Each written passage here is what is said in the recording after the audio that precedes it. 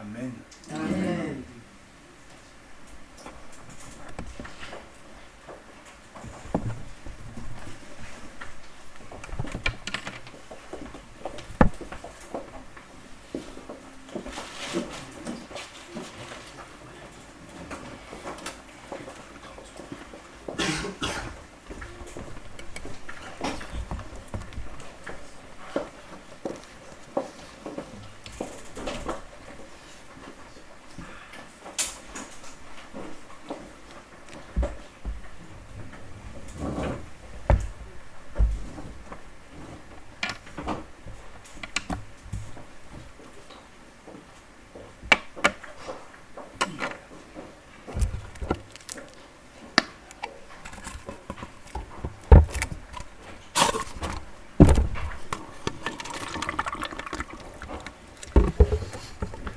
Bien-aimés dans le Seigneur, bonjour. C'est une joie de se trouver dans la maison du Seigneur, Dieu notre Père, pour nous entretenir avec lui, pour le louer, le glorifier, l'adorer, parce que lui seul mérite effectivement de recevoir cette louange sainte. Souvenez-vous, mes amis, que la vie est un don. La vie est une grâce. Si nous sommes ici ce matin, c'est parce que Dieu, notre Père, dans sa grâce, cette faveur imméritée, a décidé dans son palais céleste que nous puissions avoir le souffle de vie. S'il décide de nous retirer ce souffle de vie, eh bien, nous nous retrouverions dans un cercueil, voyez-vous, et cette circonstance serait une occasion de pleurs pour nos amis, pour ceux qui finalement se sont attachés à nous. C'est une grâce. C'est pourquoi nous devons toujours être reconnaissants à notre Père Céleste qui nous permet justement de voir le jour et de respirer. Ce matin, nous allons continuer notre réflexion sur les dons spirituels. La question des dons spirituels suscite des débats animés, des discussions passionnées dans les différentes églises depuis le début du XXe siècle.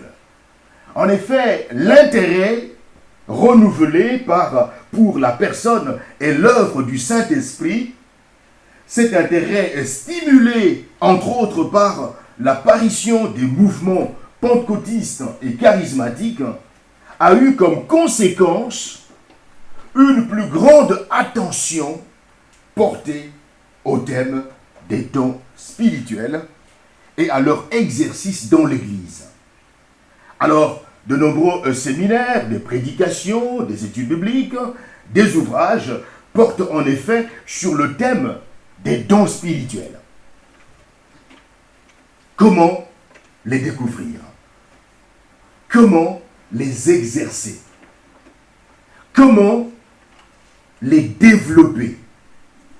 Quelle est leur contribution au développement naturel de l'Église? Mais il y a un problème. Le premier problème, mes amis, c'est que dans le monde chrétien qui se réclame de Jésus-Christ, il n'y a pas de consensus général sur les dons spirituels. Il y a 3 groupes de croyants en Jésus-Christ qui émettent des avis un peu divergents sur la question. Le premier groupe de chrétiens, de ceux qui croient en Jésus-Christ, affirme que les dons extraordinaires, en particulier les dons de miracles, de guérison et les dons de révélation ont cessé avec la période apostolique. Cela signifie quoi? Cela signifie qu'après le départ des apôtres, eh bien, on ne peut plus parler de ces dons extraordinaires. Le deuxième groupe de ceux qui croient en Jésus-Christ considèrent qu'on ne peut pas dire que les dons spirituels sont partis avec l'Église apostolique. Non! Bien au contraire, l'exercice des dons spirituels devrait faire partie intégrante de la vie normale de l'Église. Une vie normale de l'Église exige l'usage ou l'utilisation des dons spirituels. Alors, il y a un troisième groupe de ceux qui croient en Jésus-Christ qui affirment la disponibilité des dons spirituels pour l'Église aujourd'hui. Pour ce troisième groupe, les dons spirituels sont disponibles pour l'Église de Jésus-Christ aujourd'hui. Alors ce groupe, le troisième, insiste sur la grande diversité de dons spirituels. Ce groupe insiste sur la nécessité de l'ordre dans l'exercice des dons spirituels. Ce groupe insiste sur la nécessité du discernement dans l'exercice des dons spirituels. Et il insiste aussi sur la souveraineté du Saint-Esprit dans l'octroi des dons spirituels. Le Saint-Esprit est souverain, c'est lui qui donne ces dons spirituels. Les questions portent donc principalement sur la disponibilité ou non des dons spirituels pour l'Église d'aujourd'hui et sur les modalités de leur exercice. Le deuxième problème.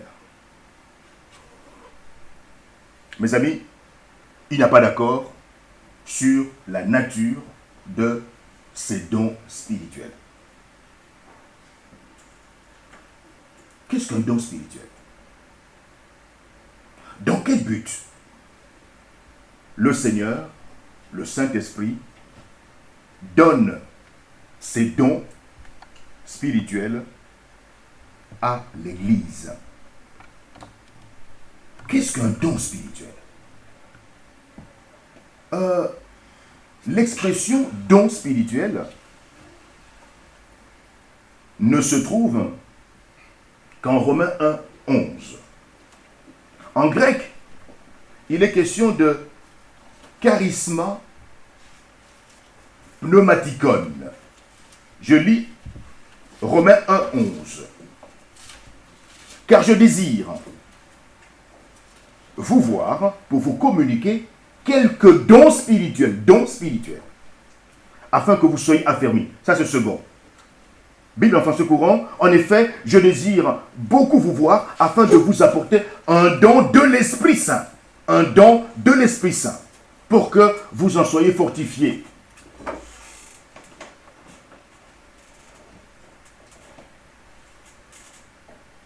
En revanche, le mot charisme apparaît souvent, toujours, sous la plume de Paul.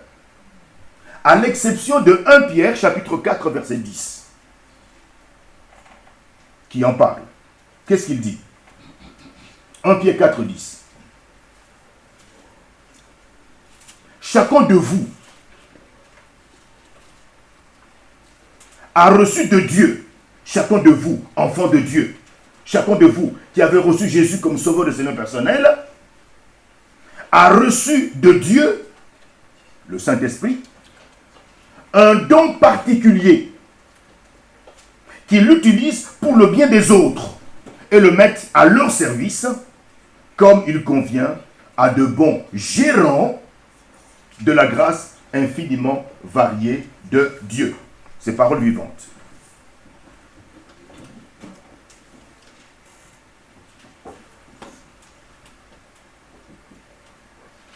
Quoique le don est donné par l'Esprit. Ce don, ce cadeau est donné par l'Esprit, selon 1 Corinthiens 12, versets 4, 7, 8, 9, 11, que je vais lire. 1 Corinthiens 12, verset 4.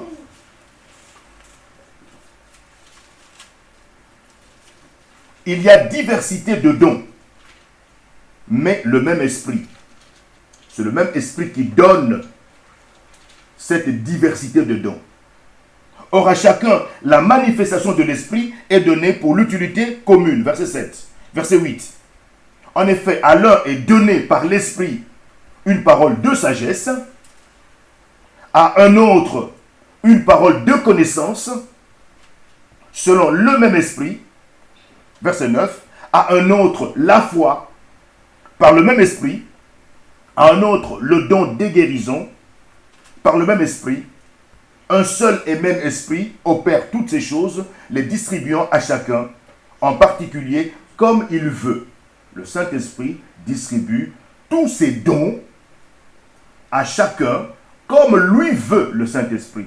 Non pas comme l'enfant de Dieu veut, mais comme le Saint-Esprit veut.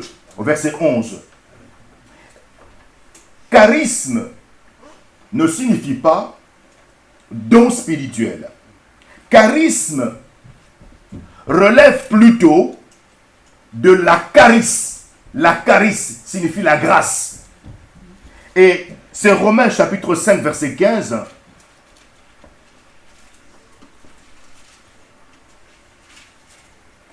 qui le dit. Romains 5 verset 15. Je lis dans Parole vivante. Quelle différence entre la faute d'Adam et le don gratuit de Dieu? Le don gratuit de Dieu.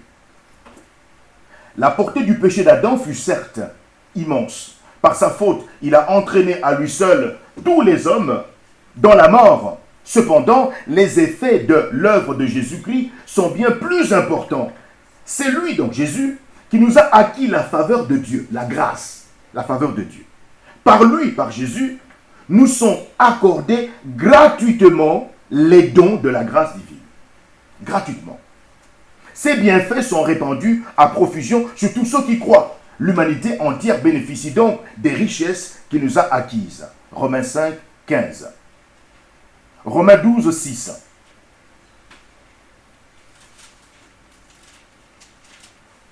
Et pourtant, nous sommes tous différents, exactement comme les organes et les membres du corps. Nos talents varient suivant la grâce qui nous a été accordée, qui nous a été conférée.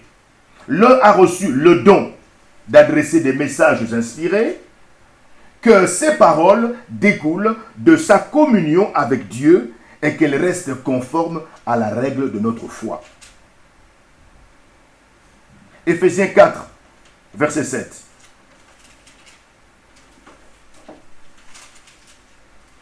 Naturellement, cette unité n'exclut pas la diversité. Chacun de nous a son don particulier. Chacun de nous, chaque enfant de Dieu a reçu de Dieu, le Saint-Esprit, un don particulier. Chaque enfant de Dieu a son don particulier. Celui que la grâce du Christ a décidé de lui accorder selon sa richesse, suivant la mesure où le Christ est devenu une réalité en lui et selon la part qu'il lui donne dans son œuvre. 1 Pierre 4, 10. Chacun de vous, chaque enfant de Dieu, a reçu de Dieu un don particulier, qu'il utilise pour le bien des autres et le mettent à leur service, comme il convient à de bons gérants de la grâce infiniment variée de Dieu. Chaque enfant de Dieu a reçu de Dieu, le Saint-Esprit, un don particulier. Par conséquent, qu'il utilise ce don particulier pour le bien des autres et le mettent, n'est-ce pas, à leur service, comme il convient à de bons gérants. Tiens, l'enfant de Dieu est un gérant, un gestionnaire. De quoi? De la grâce infiniment variée de Dieu. L'enfant de Dieu, un gestionnaire de la grâce. Quelle responsabilité! Le mot charisme ou charisma, la grâce, peut avoir un sens large et recouvrir une grande variété d'éléments. Et nous allons voir donc ces différents éléments que recouvre ce mot charisma. Ce sont par exemple les dons du salut et de la vie chrétienne. Donc Romains 5, 15 à 16 et 1 Corinthiens 3, 10. D'abord Romains 5, verset 15. Mais il n'en est pas du don gratuit, comme de l'offense. Car si par l'offense d'un seul, s'il en est beaucoup, il en est beaucoup qui sont morts, à plus forte raison, la grâce de Dieu et le don de la grâce, venant d'un seul homme, Jésus-Christ, ont-ils été abondamment répandus sur beaucoup. Verset 16, il n'en est pas du don, comme de ce qui est arrivé par un seul qui a péché. Car c'est après une seule offense que le jugement est devenu condamnation, tandis que le don gratuit devient justification. Le don gratuit devient justification après plusieurs offenses. 1 Corinthiens 3, 10. Selon la grâce de Dieu qui m'a été donnée, j'ai posé le fondement comme un sage architecte et un autre bâtit dessus. Mais que chacun prenne garde à la manière dont il bâtit dessus. Les dons de la vie éternelle font aussi partie, n'est-ce pas, de ce charisme. Romains 6, 23. Car le salaire du péché, c'est la mort. Mais le don gratuit de Dieu, c'est la vie éternelle en Jésus-Christ, notre Seigneur.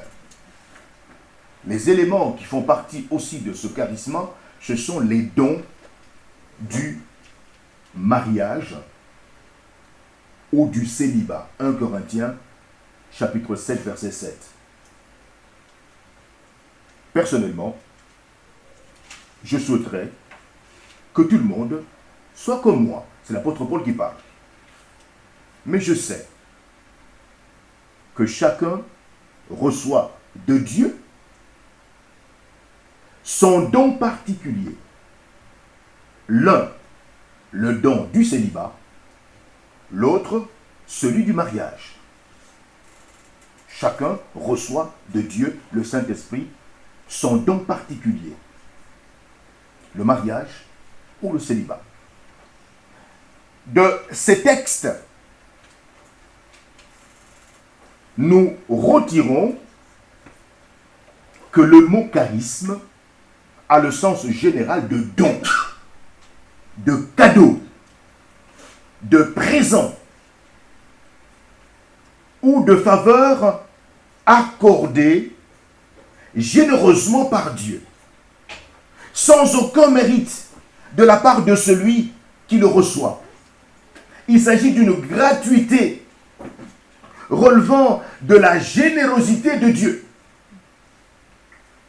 Mais alors, est-ce que nous pouvons penser que dans certains textes, tels que Romains, chapitre 12, versets 6 à 8, que je vais relire, puisque nous avons des dons différents, selon la grâce qui nous a été accordée, que celui qui a le don de prophétie l'exerce selon l'analogie de la foi, c'est-à-dire conformément à la Bible, parole de Dieu. Que celui qui est appelé au ministère s'attache à son ministère. Que celui qui enseigne s'attache à son enseignement. Et celui qui exhorte à l'exhortation.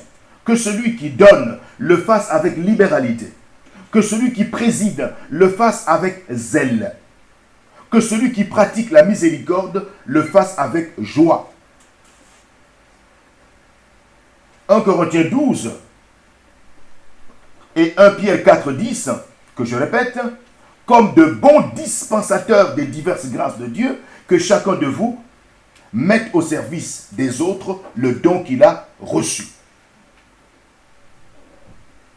Donc, est-ce que nous pouvons penser que dans ces textes, le mot charisme a acquis un sens semi-technique désignant différentes aptitudes, différentes capacités données par Dieu à des croyants en Christ en vue de l'édification du corps de Christ. Ou alors, il convient de maintenir que c'est l'activité elle-même ou le ministère exercé qui est le cadeau que Dieu donne à son Église. En effet, pour certains, Dieu offre un certain nombre de cadeaux à son Église. Par exemple, des guérisons, des prophéties, les langues, le discernement des langues, l'apostolat. Donc, pour eux, ce sont les charismes. Ainsi, il ne faut pas voir dans le charisme l'aptitude, la capacité, mais plutôt le cadeau lui-même, le ministère exercé, le service rendu. Alors, cette thèse, cette manière de voir, n'est-ce pas, les choses, a le mérite d'attirer l'attention sur le fait que l'apôtre Paul a surtout le souci du ministère ou du service rendu à la communauté. Alors que dans certains discours actuels, l'accent porte davantage sur l'attitude, l'aptitude possédée par le croyant en Jésus-Christ. Alors, au lieu de pousser les croyants en Jésus-Christ à découvrir leurs dons, il serait plus approprié de les encourager à découvrir le ministère ou le service que Dieu, notre Père, veut leur confier au sein de la communauté et à l'accomplir avec consécration.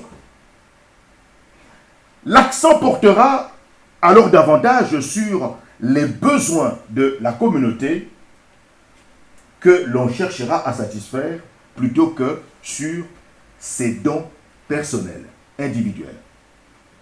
Toutefois, il est impossible d'exercer certains ministères sans posséder les aptitudes et les compétences qui y correspondent.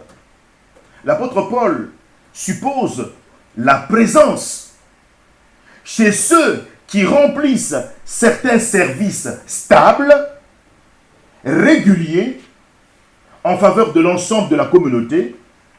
Oui, il suppose la présence chez eux de quoi? D'aptitudes nécessaires à leur exercice.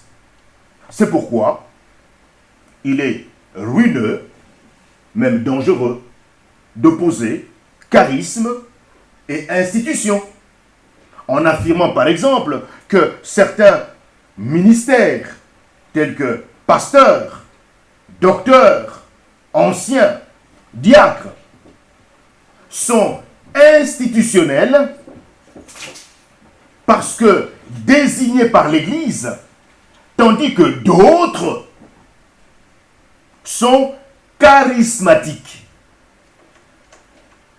tels que apôtres, prophètes, glossolales, c'est-à-dire ceux qui parlent en langue, ou thaumaturges, c'est-à-dire ceux qui font des miracles. Pourquoi? Parce que eux sont désignés directement par Dieu. Nous allons remarquer, par exemple, que les docteurs, selon Éphésiens chapitre 4, verset 11, voyez, que je lis rapidement, Éphésiens 4, verset 11, il a donné les uns comme apôtres, les autres comme prophètes, les autres comme évangélistes, les autres comme pasteurs et docteurs. Eh bien, en Éphésiens 4, 11, les docteurs sont tout aussi charismatiques que les prophètes. Il est de la responsabilité de l'Église de discerner la vocation et les aptitudes octroyées par Dieu, habilitant à exercer un ministère stable et régulier en son sein. L'apôtre Paul peut utiliser le mot charisma à différents niveaux. Une guérison peut être considérée comme un charisme, un don, un cadeau que Dieu fait à quelqu'un, mais il est précisé qu'à l'un a été donné, a été offert la foi ou la prophétie ou le parler en langue ou l'interprétation de la langue. 1 Corinthiens 12, versets 8 et 10. En 1 Corinthiens, chapitre 14, verset 28, il est dit ceci. S'il n'y a pas d'interprète, que celui qui a le don des langues garde le silence dans l'assemblée, qu'il se contente de parler à lui-même et à Dieu. Parole vivante. Donc Paul exige que l'on n'exerce pas de parler en langue en l'absence d'interprète. Quand il n'y a pas d'interprète, il n'y a pas de parler en langue, dit l'apôtre Paul. Alors ces faits impliquent que la capacité de prophétiser, d'exercer une grande foi, de parler en langue, de les interpréter est donnée à certains individus de manière plutôt stable. En outre, en Timothée 4, verset 14, il est dit ceci. Ne néglige pas le don spirituel que tu possèdes, celui qui t'a été accordé lorsque les prophètes ont parlé et que les anciens ont posé les mains sur toi. Et 1 Pierre 4, 10 dit ceci. Comme chacun de vous a reçu de Dieu un don particulier, qu'il l'utilise pour le bien des autres et le met à leur service comme il convient à de bons gérants de la grâce infiniment variée de Dieu. Et donc, ces différents passages semblent plutôt aller dans le sens de la compréhension du charisme comme aptitude donnée par Dieu en vue du service. C'est une qualification que Dieu donne pour servir dans l'église locale. L'apôtre Pierre, en particulier, utilise l'image du gérant ou de l'administrateur. Il s'agit de gérer quoi? Il s'agit de gérer correctement les talents accordés par Dieu. C'est ce que 1 Pierre 4, 10 a dit. Nous pouvons donc conclure que les dons spirituels sont certaines aptitudes données par la grâce et la puissance de Dieu qui qualifient des individus pour un service particulier en relation avec certaines aptitudes. Alors cette définition se veut conciliante, n'identifie pas le don spirituel, ni à l'aptitude elle-même, ni au ministère ou au service, mais verra plutôt dans le don spirituel une aptitude envisagée par rapport au ministère pour lequel elle qualifie. Et donc c'est la tâche accompagnée du don qu'elle exige, qu'elle requiert. Alors mes amis, ces charismes sont divers. Et nous allons parler brièvement de la grande diversité, n'est-ce pas, de ces charismes. L'apôtre Paul utilise en 1 Corinthiens 12 différents termes grecs de manière plus ou moins équivalente. C'est-à-dire que ces termes sont différents, mais ils disent la même chose. Quels sont ces termes? En 1 Corinthiens chapitre 12. Verset 1. Pneumatica. Pneumatica. Qui semble être le terme favori des Corinthiens. Vous savez que l'église de Corinthe, c'était l'église au 1er siècle, voyez, où on trouvait presque tous les dons spirituels.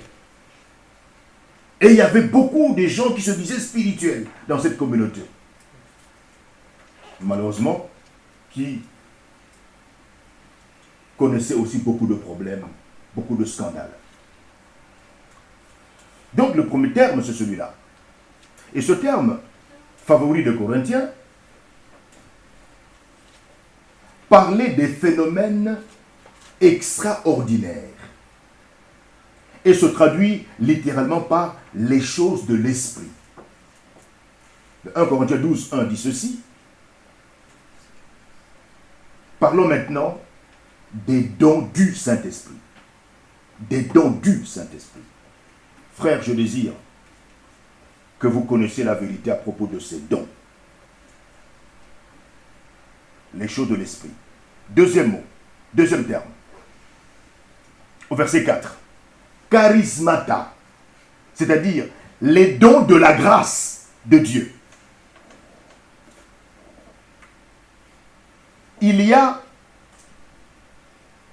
est vrai que les dons de la grâce sont fort divers. Les dons de la grâce sont fort divers. On ne peut pas les comptabiliser. Ils sont nombreux, extrêmement nombreux. Dit 1 Corinthiens 12, verset 4. Charismata. Cependant, ils procèdent tous du même esprit. Même si on ne peut pas les comptabiliser, tous procèdent, proviennent du même esprit, du même Saint-Esprit. Troisième terme utilisé par l'apôtre Paul au verset 5, 1 Corinthiens 12, diakoniaï,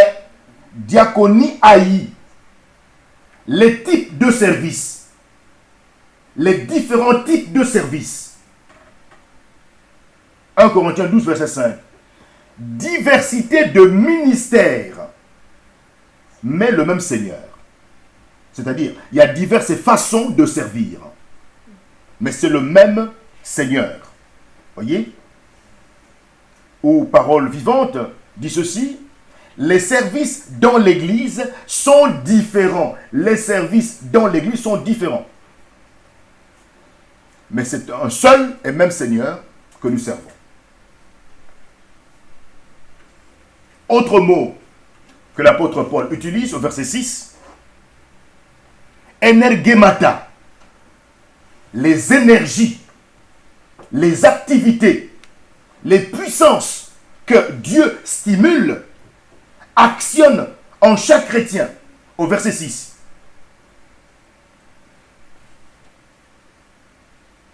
Diversité d'opérations. Le verset 6 parle de la diversité d'opérations, hein, comme sur un champ de guerre.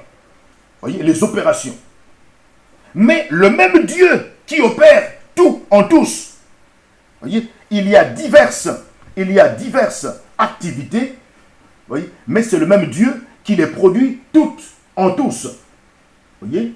Ou alors, Parole vivante, traduit le verset 6 de la manière suivante, il y a bien des manières d'agir et de travailler. Bien des manières d'agir et de travailler.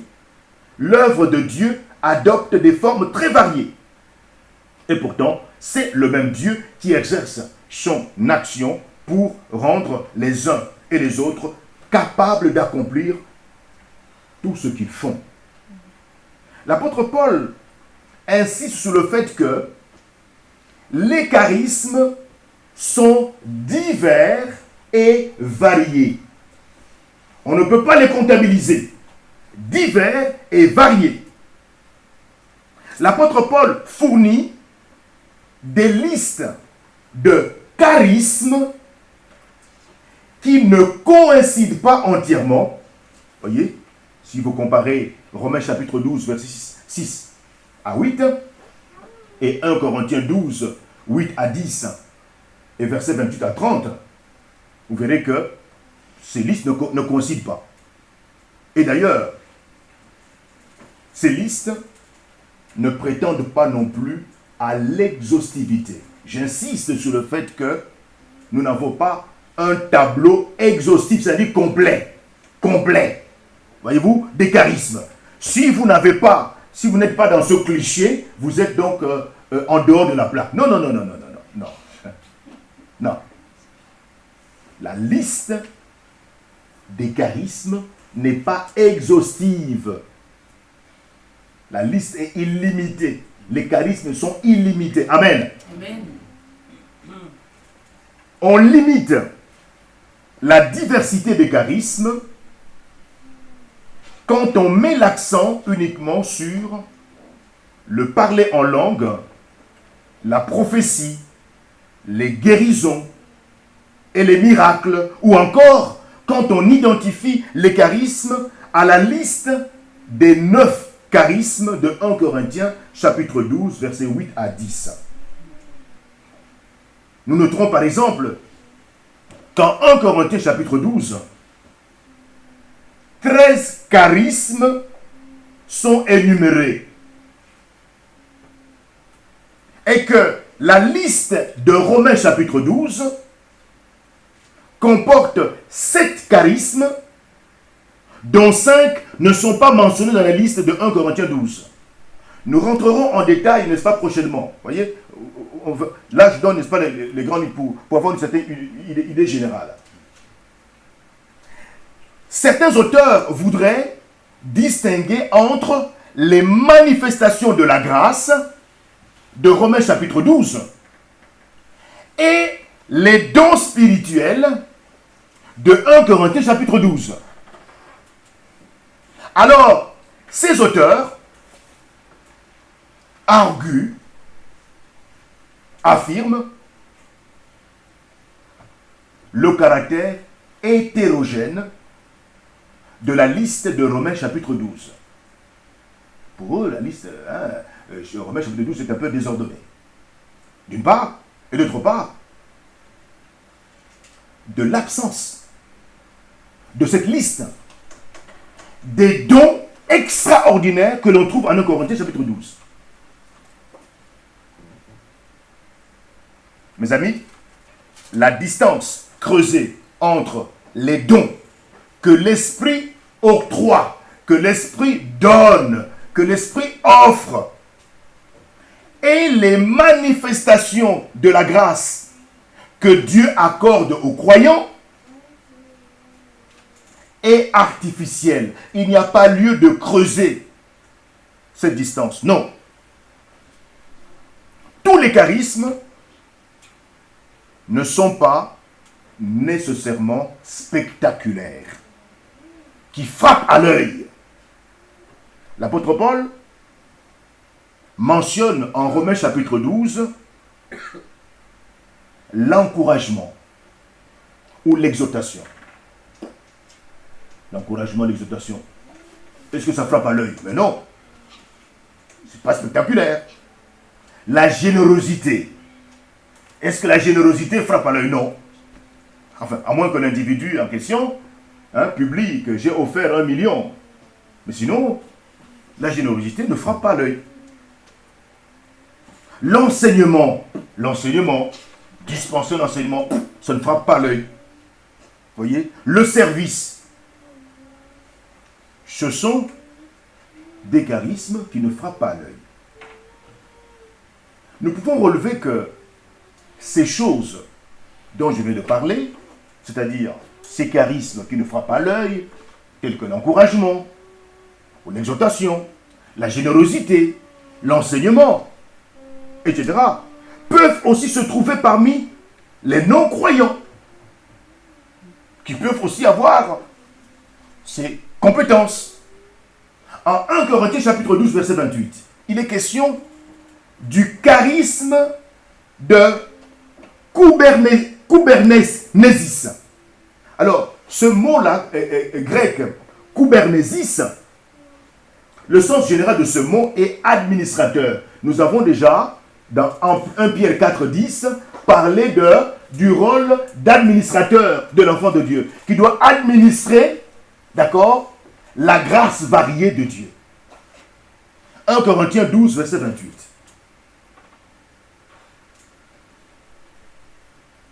Ainsi, il a établi dans l'Église, premièrement, les apôtres. En second lieu, les porte-paroles de Dieu, c'est-à-dire les prophètes. Troisièmement, ceux qui enseignent. Ensuite, ceux qui opèrent des miracles. Puis, ceux qui ont des dons pour guérir les malades. Ou encore, d'assister les malheureux. D'administrer l'Église, administrateur. Le charisme de Kubernesis, administrateur, administrer l'Église, ou diriger l'Église, ou de parler dans des langues inconnues. En grec classique, le Kubernesis, cette capacité d'administrer, était celui qui occupait des fonctions de direction, de gouverneur d'une cité. Alors, le fait que ce Kubernesis soit mentionné dans la liste de 1 Corinthiens chapitre 12 montre qu'il ne faudrait probablement pas introduire de coupure radicale entre dons spirituels et talent naturel. Pourquoi? Parce que le Dieu rédempteur, le Dieu qui sauve le pécheur, le perdu en Jésus-Christ, et qui lui attribue par le Saint-Esprit des cadeaux, des dons, et en même temps le Dieu créateur. Amen. C'est lui qui a créé.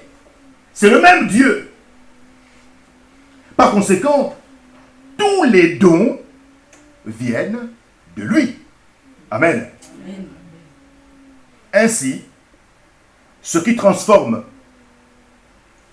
ce pouvoir naturel en don spirituel doit se situer dans le domaine de l'objectif, c'est-à-dire les causes qu'ils servent,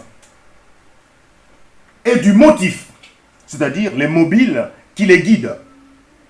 Un talent naturel mis au service des autres dans l'esprit de l'évangile devient un charisme. Les textes de Romains chapitre 12, versets 3 et 6. 1 Corinthiens 12, verset 11. Éphésiens 4, 7. Et 1 Pierre 4, 10, que nous avons déjà lu, suggèrent une large distribution des différents dons dans tout le corps de Christ. Ainsi, tout chrétien aura une contribution à apporter à l'édification du corps et une responsabilité à assumer. Chaque enfant de Dieu, celui qui appartient à Jésus-Christ, a déjà reçu de Dieu, notre Père, un don spirituel. Un enfant de Dieu a un don spirituel.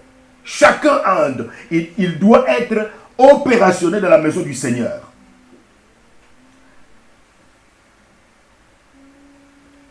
John Stott, un évangélique anglican, anglais, affirme que le développement du mouvement charismatique est une protestation contre le cléricalisme de certaines églises et une volonté d'engagement des chrétiens dans les initiatives et les responsabilités au niveau de l'Église. Et un autre évangélique considère que la découverte et l'exercice des dons spirituels est la seule manière de mettre en pratique le principe mis en valeur par la réforme du sacerdoce universel. C'est-à-dire que c'est dans la mesure où chaque enfant de Dieu met en œuvre, met au service des autres membres de l'Église les dons, le don spirituel ou les dons spirituels que le Saint-Esprit lui a accordés. C'est dans cette mesure-là que le principe du sacerdoce universel sera effectivement vécu. Toutefois, la répartition des dons dépend de la volonté souveraine du Saint-Esprit. 1 Corinthiens chapitre 12, verset 11. C'est Dieu, le Saint-Esprit, qui dispatche, d'accord, les dons spirituels à chaque enfant de Dieu. Voyez, le Saint-Esprit distribue les dons spirituels à qui il le veut et comme il le veut. Il, c'est qui? C'est le Saint-Esprit. Amen. Amen. Le Saint-Esprit, c'est lui le grand distributeur.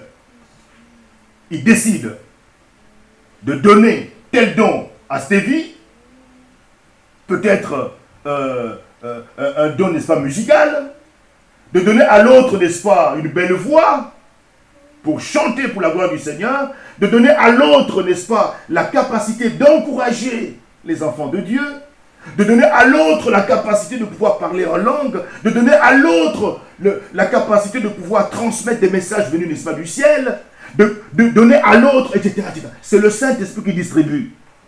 Amen. Amen.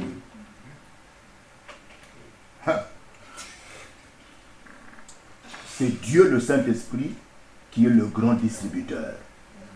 1 Corinthiens 12, 11. Ce verset est très important. Le Saint-Esprit distribue les dons spirituels à qui il veut et comme il veut. Amen. Amen. La répartition des dons dépend de la volonté souveraine du Saint-Esprit. De sorte que, même si les croyants en Christ sont encouragés à aspirer aux dons les meilleurs, c'est le 1 Corinthiens 12, 31, car il est dit, aspirer aux dons les meilleurs, aspirer aux dons les plus importants. C'est vrai. C'est un ordre. C'est une invitation. Attention, attention. La distribution de ces dons, de tous ces dons, dépend du Saint-Esprit. Amen. Amen. Très important. Ça crée un certain équilibre. Voyez? Attention. Ça crée un certain équilibre. Pour avoir oublié cette notion de la souveraineté du Saint-Esprit, plusieurs personnes ont décidé de se placer à la place du Saint-Esprit. En disant, maintenant nous allons organiser un séminaire, voyez, un séminaire au cours duquel vous allez apprendre à parler en langue. Tiens, vous allez apprendre à parler. Oui, je me souviens que j'étais encore jeune chrétien à Kinshasa, et puis un pasteur pentecôtiste était passé par à l'endroit où nous nous réunissions pour la prière, et donc il était venu nous parler des dons spirituels. Alors, à la fin, il nous a dit, écoutez, je vais vous apprendre comment parler en langue. Tiens. Ah bon? Oh là là là là, j'étais tout jeune là, je voulais apprendre. Alors, il dit, commencez à aspirer. Aspirer. Et je commençais à aspirer. J'ai aspiré. Aspirez, ne vous fatiguez pas, aspirez. Finalement, je commençais à transpirer. Comment? Tu parles pas encore? Ah mais non, comme tu vois, je pense... Oh là là. Oh, c'était décevant, quoi. Moi, c'est pas possible, ça. Pas possible, ça. Oh, mais j'ai participé à une séance formidable. On voulait m'apprendre à parler en langue, mais j'ai aspiré, jusqu'au point de transpirer. Je ne sais pas parler. Pas possible. Et j'étais déçu. Et j'étais révolté. Eh oui, il y a beaucoup de frustration comme ça. Un mauvais enseignement. Un mauvais enseignement. Le Saint-Esprit distribue les dons spirituels à qui il veut et comme il veut, lui. Parce que le Saint-Esprit te connaît, d'accord? C'est lui qui va t'utiliser dans le corps de Christ.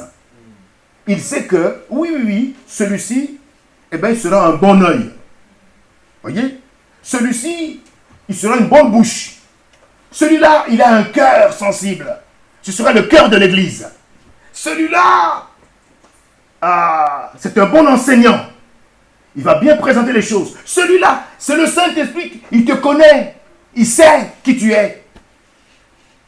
Avant le psaume 139, voyez, dans ce psaume 139, David dit, lorsque je n'étais qu'une femme, une masse informe,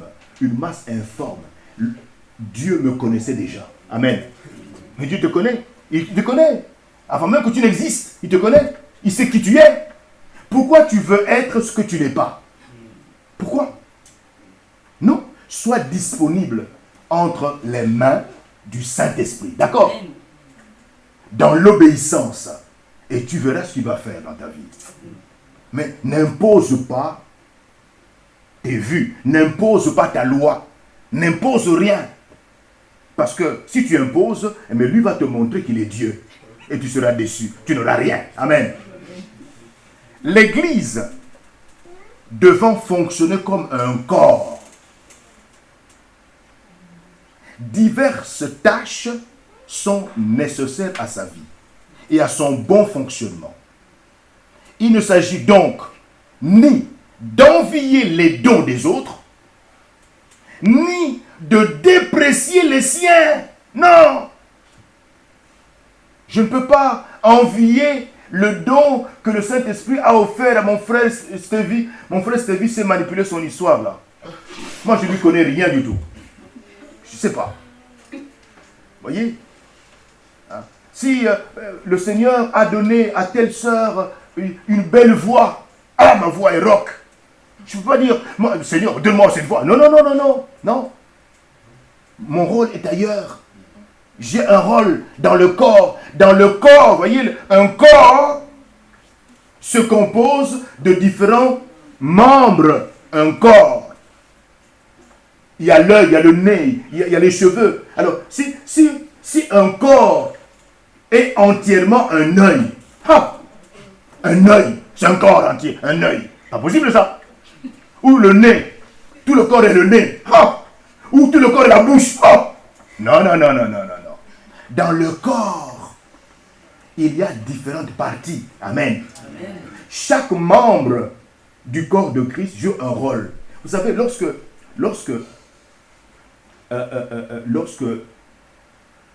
un pécheur écoute la bonne nouvelle du salut gratuit par la foi en Jésus-Christ, qu'il vient à Christ et qu'il dit, je prends la décision de renoncer à Satan comme père spirituel, à toutes les œuvres de ténèbres, à ma vie de désordre. Jésus-Christ, je reconnais que tu étais mort sur la croix à cause de mes péchés. Ces péchés que je viens de reconnaître et que je viens d'abandonner. Je reconnais que tu étais mort sur la croix à ma place. C'est moi qui aurais dû mourir. Je reconnais que lorsque tu étais mort sur la croix, j'étais associé à toi. J'ai été crucifié avec toi. C'est pourquoi maintenant, je t'offre ma vie. Maintenant, sors-moi du royaume de ténèbres. Maintenant, dirige ma vie. Eh bien, chaque individu qui, dans son cœur, a pris une telle décision tout à fait personnelle, eh bien, le Dieu trinitaire, le Père, le Fils et le Saint-Esprit, l'a sauvé.